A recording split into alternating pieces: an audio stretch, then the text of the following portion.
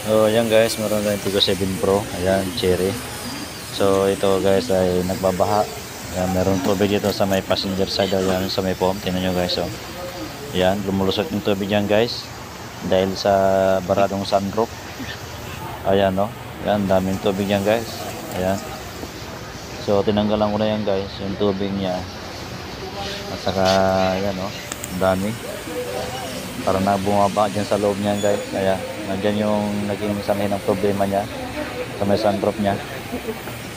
Yan, nakita naman ninyo. Ayan o, marami talaga. Yan o, yung may tingitin. So dyan talaga magkabarado yung ating sunroof niya. Dalawa yan ng tubig. Yan guys, kita naman ninyo. So ayan, may problema talaga yan. So kailangan natin na solusyonan para hindi na magbaha dyan sa loob ng sasakyan. Yun naman concern sa may-ari nito sa ating Tigo 7 Pro na cherry guys. Ayan, kita naman ninyo. So ayan, kasi meron yan drainage yan guys.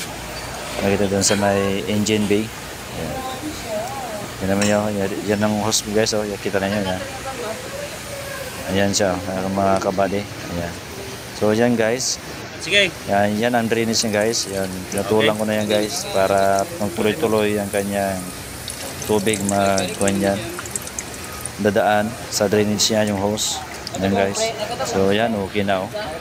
Parang okay na yan. Tinusok-tusok pa yan guys oh. Tignan nyo, merong barbecue na pang tusok-tusok na kayo. Napal si Jan. Nagyan ng tubig yan. Okay na siya. Munakas na. Yun, ang rumi. Ano mo dun sa may wiper. So yan guys oh. Pinatulang ko guys kasi yan, cross yan.